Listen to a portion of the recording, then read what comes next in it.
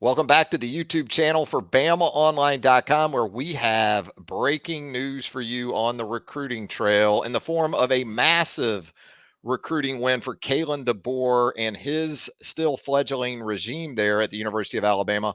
What once appeared to be an expressway from Saraland High School to Tuscaloosa for five-star wide receiver Ryan Williams ended up taking a few twists and turns. And after a couple of visits, though, with the new staff at Alabama, Andrew Bone and Tim Watts, the path for Ryan Williams to join the Alabama Crimson Tide has once again been cleared. Yeah, I think there was a lot of hope that it was over for Alabama, not from Alabama, obviously, but from other teams that it was over because he decommitted right after Saban retired. But the one thing about Ryan, he's got a lot of gump in him. I mean, this is a guy now. We said over and over and over, Ryan loves Alabama. He wasn't trolling anybody. It was hard to believe because we live in a world where kids, if they say so and so's the leader, you're like, yeah, sure they are. You almost eliminate them. Ryan was that way. I mean, there was constant rumors with Auburn. Alabama fans were mad at us sometimes, saying they got the news first from Auburn. But did you actually get the news first from Auburn at the end of the day? Because if anything proves how bad he wanted to be at Alabama, it was this. Nick Saban retired. He had an out. He had an out. We could have understood there was a coaching change. Holman Wiggins is gone. Tommy Reese is gone. T-Rob is gone. All the people that he was most connected to. And he commits to Alabama. How long did it take? What's it been? 10 days? 2 Mondays ago, he met with DeBoer, 10 or 11 days, whatever it's been.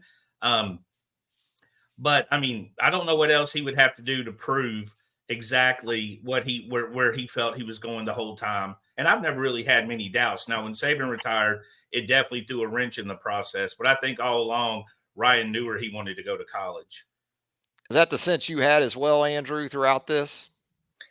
Yeah, I think obviously when Nick Saban retired, it sent a reaction to a lot of people. Whether they were players on team, high school commitments, a lot of people reacted pretty instantly.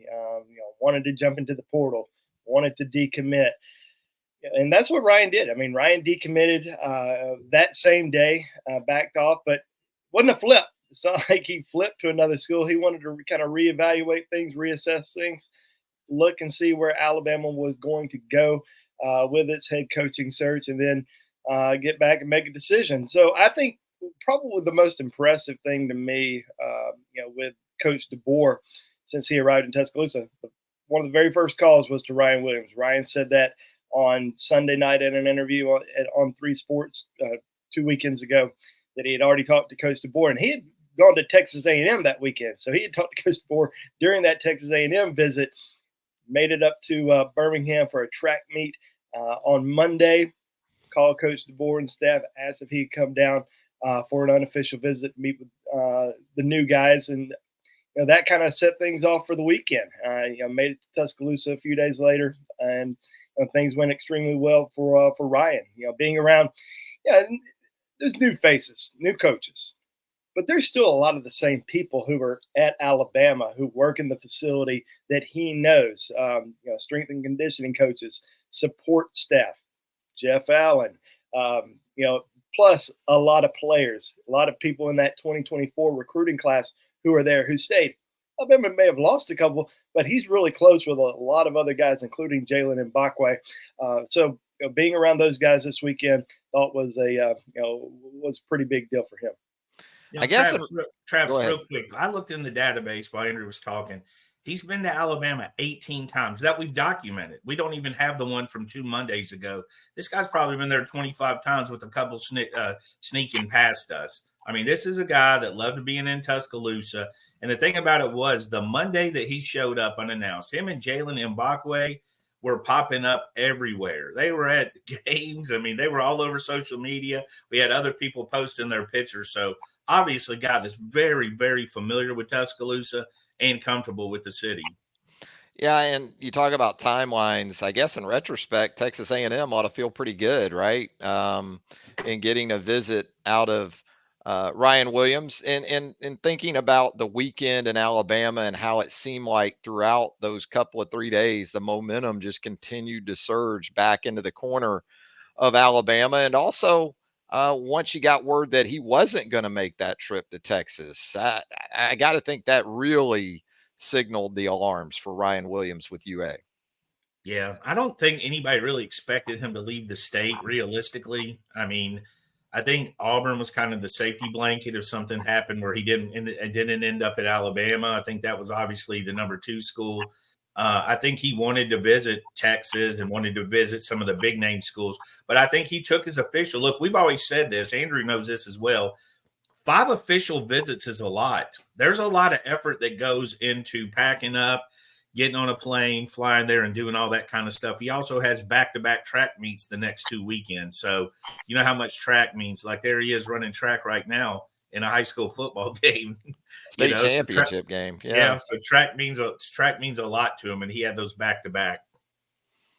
Andrew, when you think about what Alabama's getting in Ryan Williams, and we had already talked about this with his prior commitment to UA, but so much has changed, right, in that wide receiver room because Isaiah Bond has moved on to Texas. We know Jermaine Burton is no longer around. Malik Benson moves on to Florida State. So we already thought opportunity was going to be there for him just based on his talent and his polish, even as a reclassifier from 2025 to 2024. But you really got to like his opportunities now, even with Jeremy Bernard coming in from Washington. But this offense that Kalen DeBoer and Ryan Grubb are going to install, I'm sure once they had an opportunity to put all those things in front of him, Alabama became even more attractive than it already was. Ryan's been pretty special ever since he stepped onto the football field, especially as during his sophomore year, won Mr. Football, helped his team win state championship, did it again during his junior season before he announced the reclassification. A lot of people thought that this was a kid that he's still a junior, technically, or he was a junior technically. He wasn't going to be able to compete in the Alabama-Mississippi All-Star game. Well, he was named the MVP of the Alabama-Mississippi All-Star game, playing against a bunch of seniors. Then he goes and plays in the Under Armour All-America game. Had a touchdown in that game. Had a great week of practice down there. Was certainly one of the top overall performers. So to think that this is a kid that is going to be sitting on the bench when he gets to Tuscaloosa, I don't think that's the case at all. I think he's going to make an impact early on. Now, how big of an impact will that be? We'll have to kind of wait and see. But, I mean, he just has a different gear. I mean, he's very explosive. He's fast. He's got great ball skills. I mean, he's just a terrific athlete. You see him right there getting up. I think a lot of comparisons have been to Devontae Smith because of his size. And he's got kind of like Devontae a lot as far as just having that dog in him. He's not the biggest guy. He's 165 pounds, but he's going to go out there and play like he's 200 pounds. He's a physical blocker. He's aggressive, but the thing about him, man, is that speed and that extra gear. It kind of, that extra gear kind of reminds me a little bit of Jalen Waddle a little bit because he can get up and just go, and he can turn it on just about any time he wants to. Tim, talk about the impact this is for Kalen DeBoer coming into this situation because, as we know, we just went through about a week of transfer portal hell for Alabama. And there were some positive things that happened for Alabama in terms of the Washington players that have gotten on board along with Kalen DeBoer. But what does this signal in terms of the questions about Kalen DeBoer, the recruiter, this staff, and its ability to recruit moving forward? I think it's a little bit ironic that this would be Alabama's 5th wide receiver commitment, right? So the DeBoer 5, that's a little bit of irony there when you throw in Arian Hampton is going to end up on the offensive end. Rico, Jeremy's committed, and Amari is in that class, Amari Jefferson. So obviously a guy that likes to throw the ball. He's going to have a lot of guys, and we're not even considering Caleb Odom a wide receiver, although he's got some wide receiver traits. But with Ryan, what he does is he gives you wide receiver 1 talent right out of the gate, even at the age of 17 years old, which is what he'll be when he's playing next year. He's got the talent to be wide receiver number 1. He's still got to learn the routes. And I posted this last night on the roundtable. Jamarcus Shepard is known for teaching his route running. So you get a young guy with unlimited skill set. You get a guy that knows how to, teach that route tree. And then you got Grubb and DeBoer. So, I mean, the fit is perfect. I think that's kind of what people are comparing to Julio. But to me, the fit for Julio wasn't really a main passing offense when he committed to Nick Saban. This is a perfect fit. This is like draw up on a board what we need to find and recruit for our system. And it's Ryan Williams is what a good artist would put together. Andrew, a guy like this, and understanding Alabama, still a lot of synergy around this program, even with the retirement of Nick Saban. To be sure, I know the comparisons between adding Julio in 2008 and adding Ryan Williams in some ways line up, but make no mistake about it. The program going into the 2008 season wasn't in near the shape that it is now. It's still ready to win at a very high level, but not just literally what it means, but figuratively. Again, being able to finish on a recruit like this when just a few days ago it felt like things were starting to slip. The morale of the fan base, the expectations and the excitement level. This is the type of decision that plays into all of that. Yeah, I mean, it certainly has excited the fan base. Obviously, we saw some people upset early on last week when we saw the decommitments, but this is a commitment that also sets you up for the future. You have Ryan Williams jump on board in this 2024 class. There's not really any more 2024 guys. You have Noah Carter, who's still out there that Alabama is pursuing, but they're probably not going to add any more 2024 guys right now.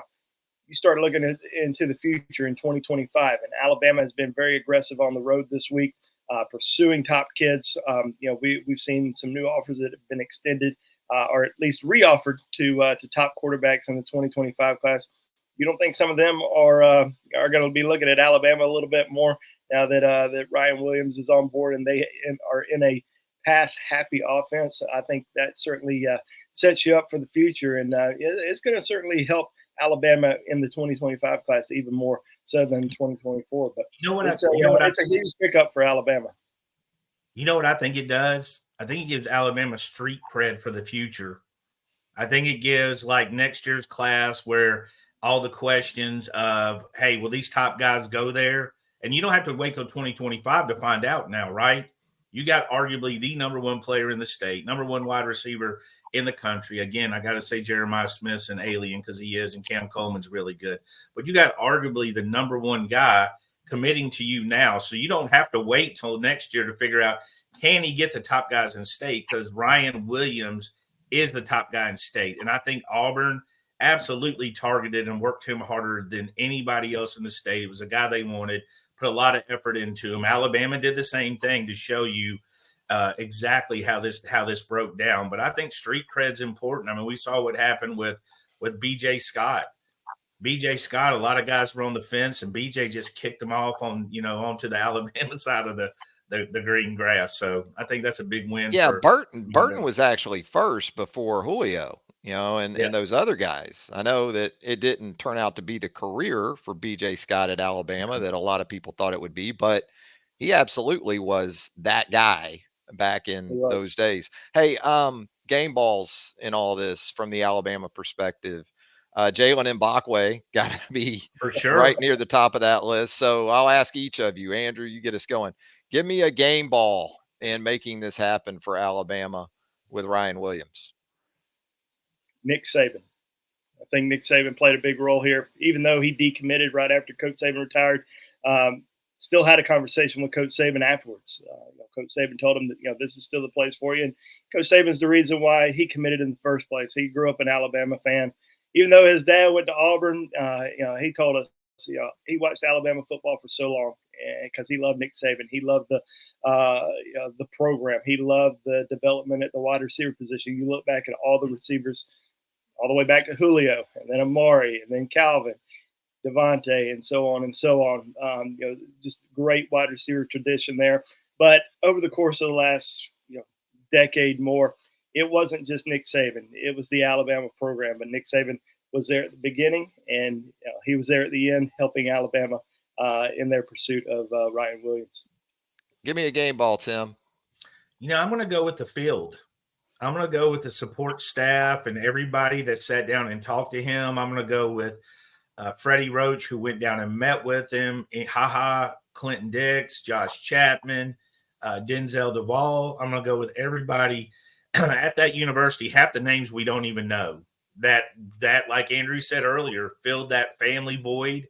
So when he lost the bigger names that are more high for profile we know of, so I'm going to take the field and say it took a village here. I mean, obviously, I can't skip over, Kalen DeBoer. He factored in, but I think that Alabama family actually played a huge role of keeping him warm while he got a chance to know the staff. Because again, he could have just punted and run. Nobody would have had a major problem. We'd have seen that, the greatest of all time retired. He was close to him. He had an out, but he did not take that out. And again, I don't know if that's not confirmation. He knew where he was going the whole time. I don't know what is. Andrew, we talk quarterback situations so often, not just in relation to receivers, but for prospects in general, but certainly his position, Ryan Williams' position, it's very impactful. I got to think he liked that about where Alabama sits right now. And then back to Tim's point, thinking about future quarterbacks, the impact that his addition could have when you think about 2025, 2026. He plays with a pretty good one at Saraland, but Alabama involved with a number of top guys at that position, right? Yeah, I mean Alabama's set pretty good right now heading into the spring at the quarterback position. With Jalen Milroe, Ty Simpson, Dylan Lonergan, and then you bring in the Washington transfer Austin Mack. I think Ryan looks at that group and says, these are guys who can compete. These are guys who can play at a championship level. These are guys who I want to play with here in the future. Now you look at 2025 and beyond. The coaching staffs have been very aggressive this week as far as going out and seeing guys. They stopped by and saw Deuce Knight, who's a Notre Dame commitment, on Monday over in George County, Mississippi, who, if people go back a little bit, Alonzo Lawrence, who signed with Alabama in that 28 class with Julio, he was a George County high school player. I know Tim remembers him. DB. But, yeah, DB. You look at Juju Lewis over in Carrollton High School in Georgia, still committed to USC, recently reclassified to 2025. Ryan Grubb, new Alabama offensive coordinator, went out to see him. They extended a re-offer to Jared Curtis, the number one quarterback in the 2026 class. And then they had KJ Lacey on campus this past weekend on Sunday. Ryan's teammate has not technically been re-offered by the new staff just yet, but they are evaluating him. They just met him the other day. Starting to build that relationship. So we'll kind of see where things go from there. But he's currently committed to Texas. We expect him to be back in Tuscaloosa some. So Alabama's going to continue to evaluate quarterbacks over these next few months. But they're right now trying to get some of those big names on campus, and having Williams there to help recruit is going to be very beneficial. Tim, what about Jamie French and all this too? I mean, we talk about 2025s. Jamie French of Jacksonville, Florida, highly regarded wide receiver prospect for the class of 2025. It seemed like he and Williams had developed a bond as well. We know that after Nick Saban retired, Jamie French, like Ryan Williams, opened things back up. I got to think this could help even with a guy at his own position too. Yeah, Jamie French, spelled with two F's, like every one of my middle school report cards. But he is a guy that was very close to Ryan. He's been quiet since he decommitted. He's been quiet. I have no doubt. I have no proof, but I have no doubts him and Ryan have been in communication based on their previous relationship. This obviously, I mean, there's nothing bad about Ryan Williams committing, right? It's all good news, but it's certainly with a guy like Jamie, it can help. It can help with a guy like that. They were close. They're going to see the same fit. He's going to be there for a year. I got a feeling he's going to host him on his official visit. And again, another extremely talented wide receiver. I just think if you're a wide receiver and you like Alabama's old offense, which was very effective, I think you're really going to like the new offense as a wide receiver and as a tight end. I think that's two things that they're really going to be able to open up the board and say, look at what we do. And I don't think it's something you can get just anywhere. You can't get the insight of these guys right here just anywhere either. So if you haven't subscribed to our YouTube channel, we certainly hope you'll do that right now. Hit the subscribe button, turn on those notifications, hit the like button while you're at it. That would help us out tremendously. Of course, you're going to get everything Tim, Andrew, and myself have to offer at BamaOnLine.com. The Roundtable, our premium message board, that's where you want to hang out as well. Anything else, guys, before we get out of here? Yeah, that's it. That's big. I mean, we feel like this was a tough one, kind of stayed on it pretty well. Again, I can't stress enough. All the rumors, all the stuff you heard, everything that you heard with it, Ryan was always pretty much a Gump. He might be the Gump. He's Him and Willie. Gumpalicious. Yeah, he's Him and Willie. Gumpalicious. They're like the Gump duo right now. I mean, I'm not sure. I think Willie's got a locker at Alabama at this point. They might actually be locker mates. It's next to Ryan. Yeah, they might be roommates. So I think Ryan was full on Gump, the whole time, and I think this proves it. Yeah, I mean, I agree. I think this proves it.